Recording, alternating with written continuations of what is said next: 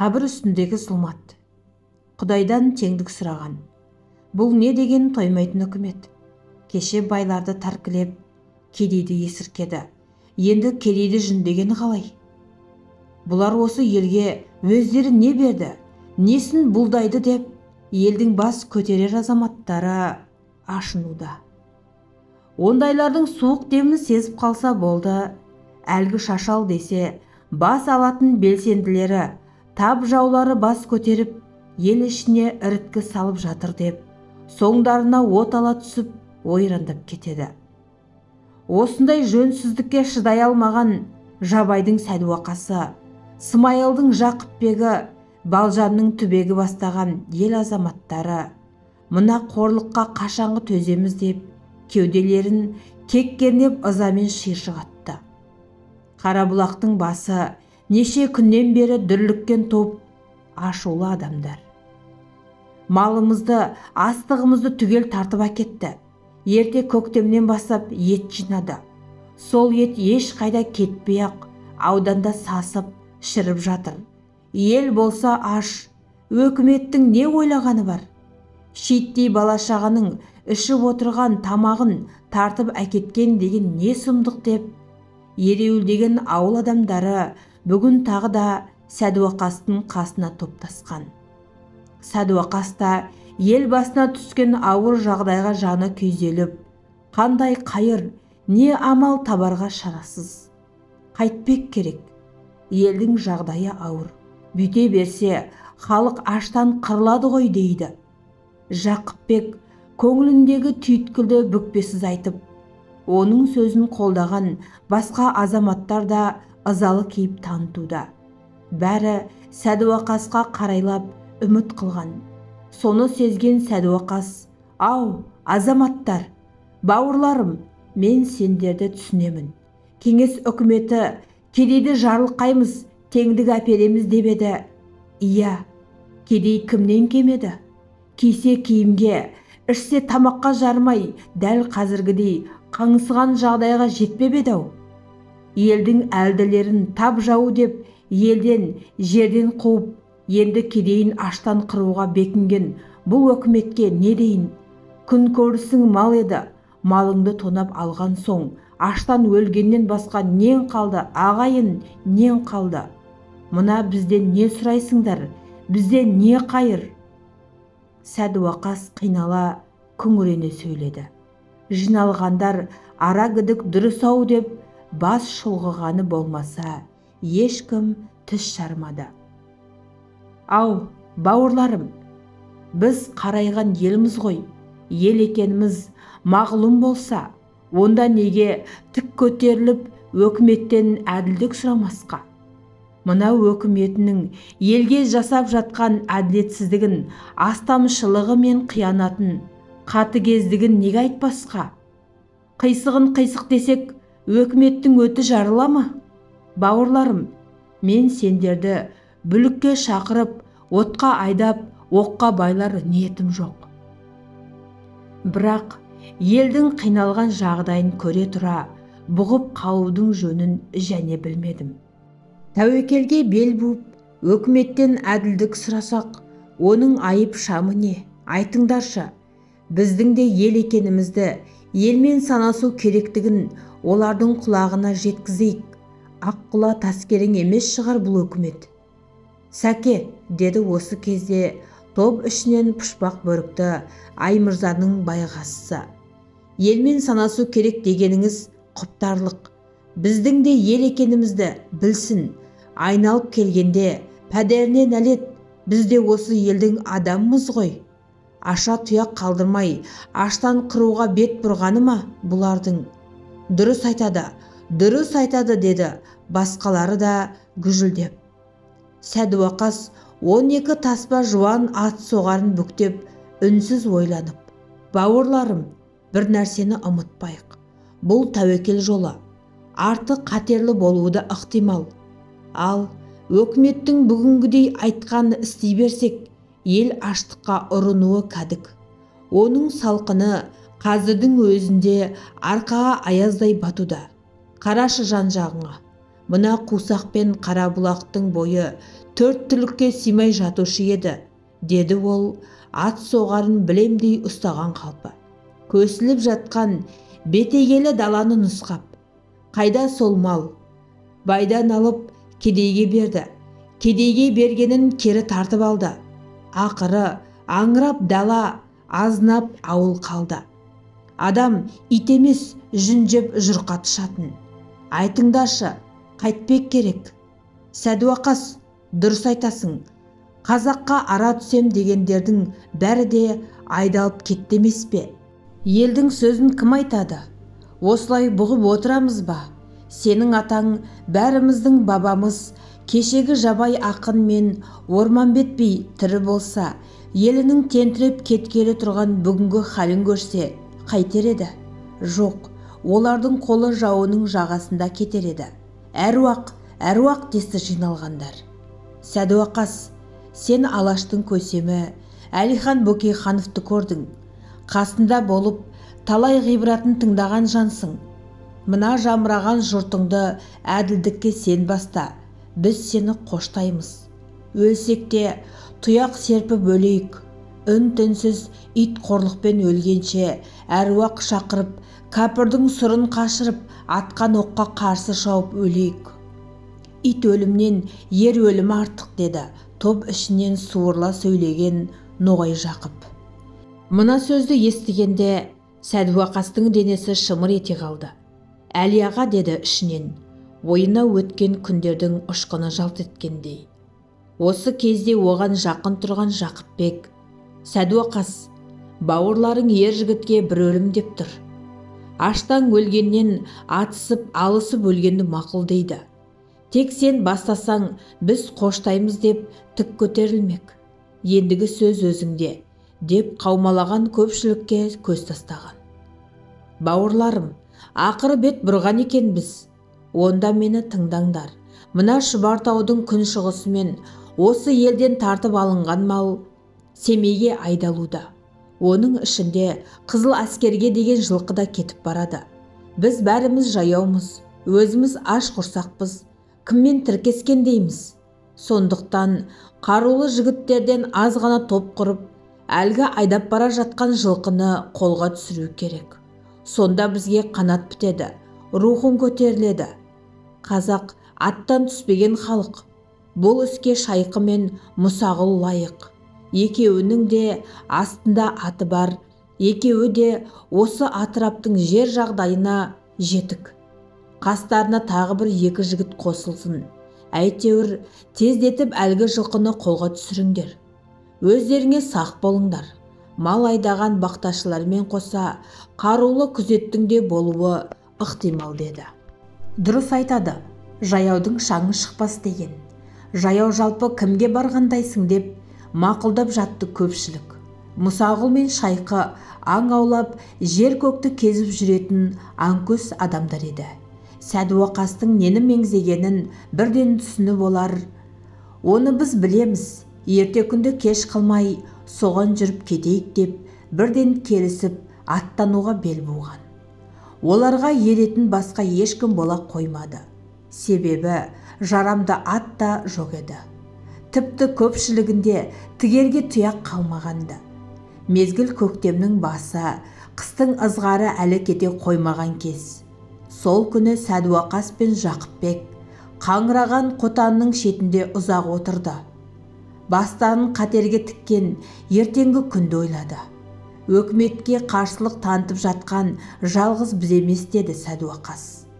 Мына Шұбартау бойындағы төлеңгіттер мен керейлер, сондағы құсшы, сабаншы рулары бас қосып арғы қабақтағы Алғазы балық бекетін басып алуға тас түйін бекінуде.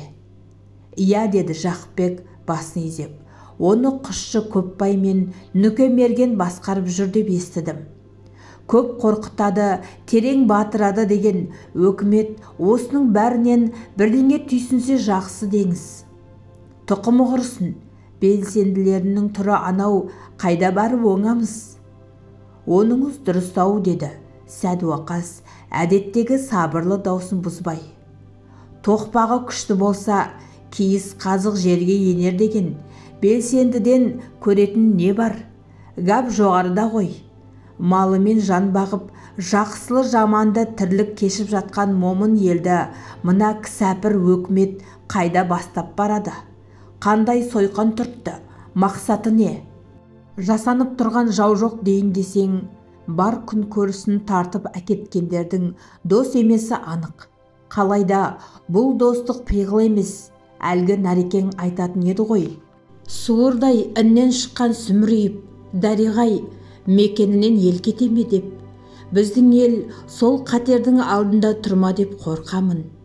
Енді жан бағысынан қағылса, бұл ел не болды? Қайтпек керек деп екеуі ымырт қоюланғанша ел жағдайын сөз қылды. Жылқы іздеп кеткендер кешеуілдей берді. Ауылдағы дүрліккен топ оған қарамастан жан жаққа сенімді адамдардан хабар айтып, азаматтарды көтеріліске үндеуде. Қолда бар қару, бірді екілі сарауыз, 2-3 құс мылтық, басқасы сойыл мен шоқпар, көпшілігі киіз үйдің оғын асынып алған. Сәдуақастың айтысына қарағанда қару кезеніп, біреуді өлтіру мақсат емес. Басты мақсат тас мойын, өр көкірек өкіметтен әділдік сұрау.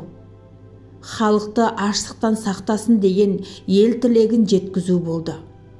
Қарсылығымыз бен талабымыздың көрінісі ретінде елді мекенге орналасқан қоймаларды басып алып, ішіндегі бар азық түлік пен астықты елге таратып беру болды.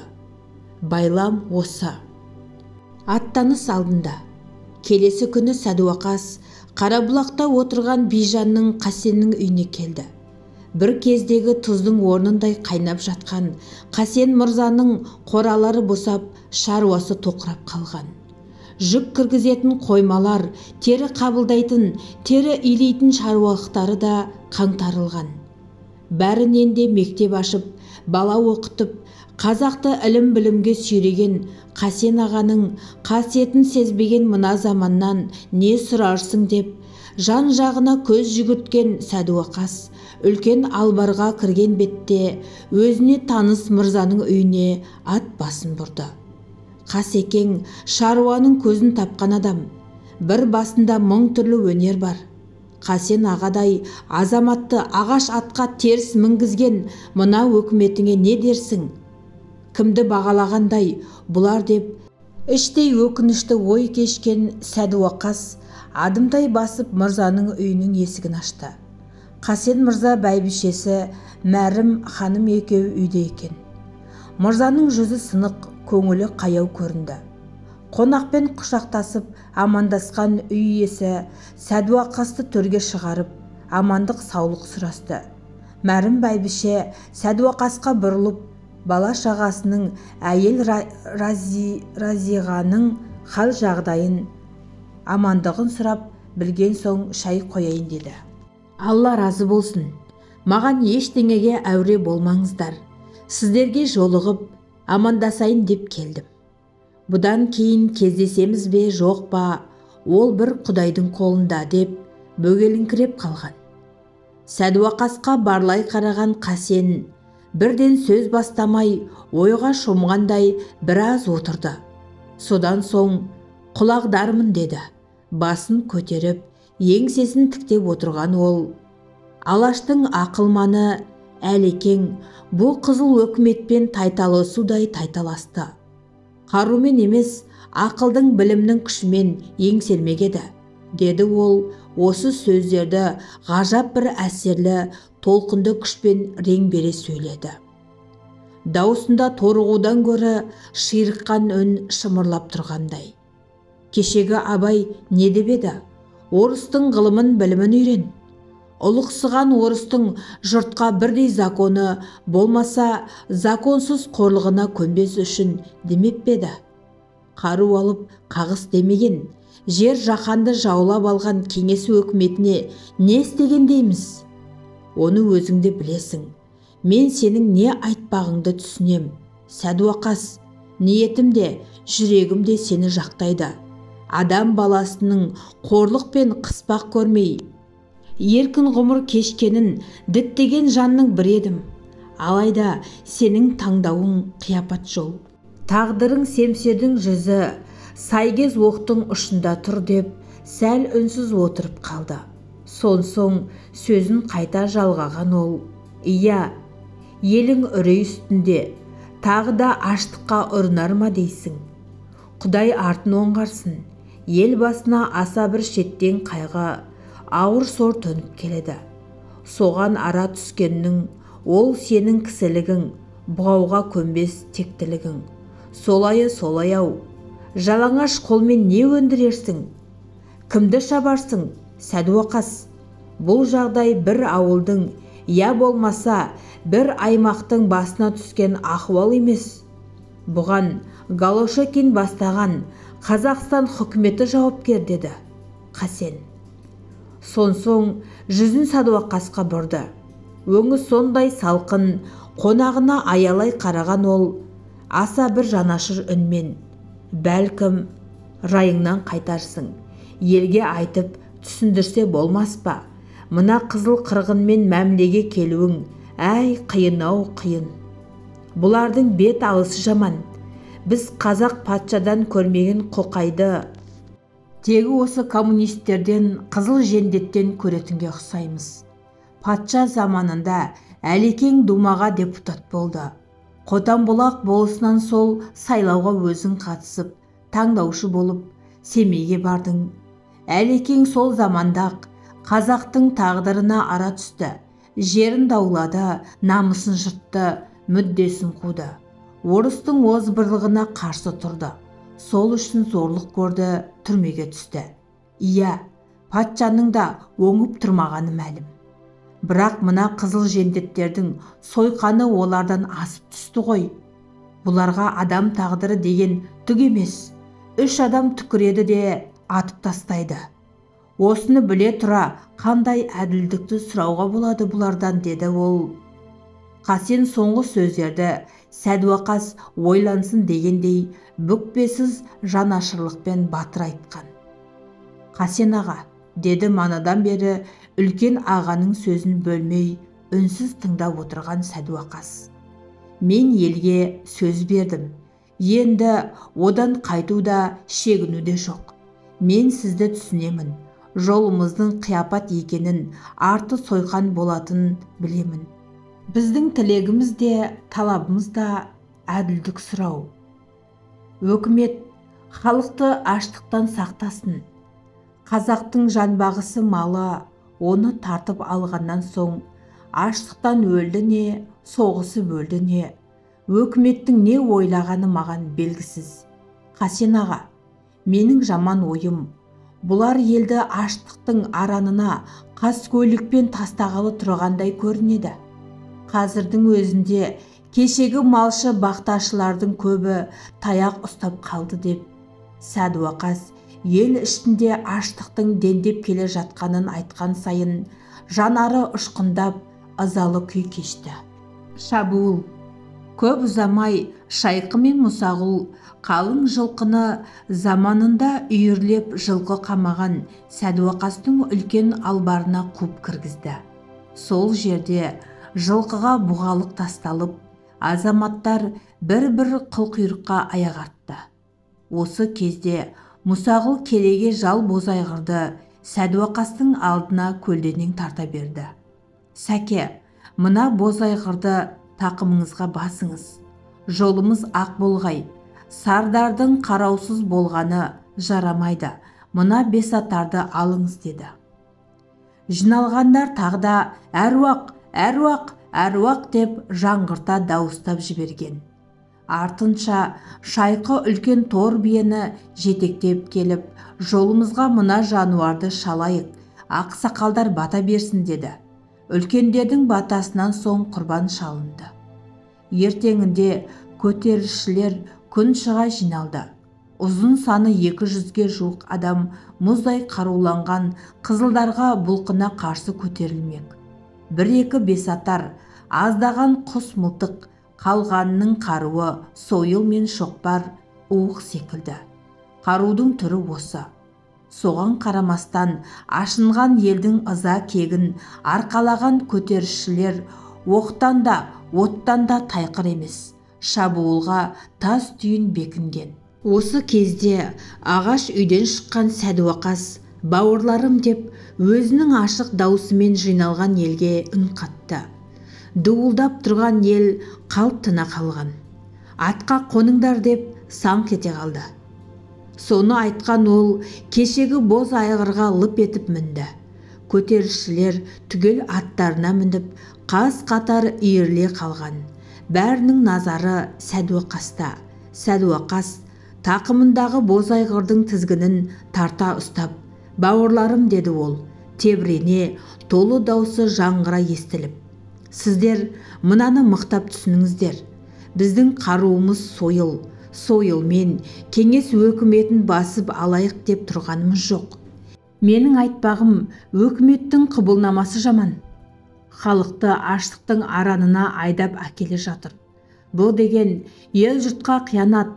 Халық жеуге тамақ таппай отырғанда белдеуде бұзау қалмасын деп бар малымызды етке алды.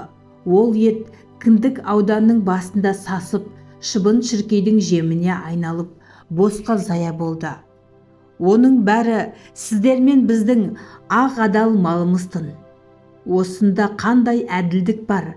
Адамның алдында да, Құдайдың алдында да бұл қиянат. Біз өкіметке осыны айтамыз, әділдік сұраймыз. Өлім хақ, деді ол, сөзін сабақтап. Ол Алланың әмірі. Бірақ аштықтан өліп, ит құсқа жем болғанша әділдікті іздеп, Құдайдан теңдік сұрап өлгеніміз артық. Осы кезде Сәдуақастың астындағы бозайғыр жер тарпып шыңғыра кісінеп жіберді. Сәдуақас ширыққан айғырды сабасына түсіріп, кешегі Нарманбет би жерімізді орыс басып алды деп Құдайдан жер даулап еді. Біз Құдайдан теңдік сұрап шейіт болсақ, ол да қазақ үшін тындырған ұлы іс болар еді. Құдай куә, біздің ниетіміз ақ, тілегіміз мына жүндеген елге ара түсу. Бауырларым, мен еш қайсыңды оққа байлағым келмейді. Еремін дегендерің еріңдер. Қалам дегендеріңе өкпе жоқ. Себебі бұл қиын жол. Тірі қалсақ та аман жүруіміз екі талай. Онсыз да менің соңыма ергендерді тап жау санайды. Бауырларым, не дейсіңдер? Тәуекеліміз жете ме осыған, деді ол, тақымындағы ширыққан айғырдың ауыздығын кере тартып. Өзі де шамырқана сөйледі. Көтеріліске шығамыз, бастаңыз, өлсек бірге өлеміз деген дауыстар гөр-гөр етіп естілді артынша. Әруақ, әруақ, әруақ деген қаһарлы дауыс дала төсін дүр сілкіндіргендей болды. Намысын жебенің ұшына байлаған қазақ бұған дейін де арқа төсін дүбірлетіп, Алаштың теңдігі үшін сан мәрте жауға шапқан. Қанды жорықта мерейінің үстем болған кезі де, жігерінің құм болған шағы да аз болмаған. Міне, тағы да ол дала төсін ат тұяғының дүбіріне бөліп, халқының қамын, елінің теңдігін қуып, айға шапқан арыстандай жосыла жүйткіп бара жатты. Баяғының батырларынша бозайғырдың үстінде нық отырған Сәдуақас қол бастап, әні-міні дегенше Дуаншиге келіп жетті. Бұларды көрген белсенділер ауылды тастай қашты. Қарсыласуға ешкімнің дәті жетпеді. Көтерілісшілер бірден Дуаншидегі қойманы басып алды. Аттан түспеген Сәдуақас Жақыпбекке қоймадағы азық-түлікті түгел елге таратып беріңдер. Кеңес үкіметінің қу сөзіне тойып аш отырғандар ел өзегін жалғасын. Өздеріңде тамақтаныңдар деп тапсырды.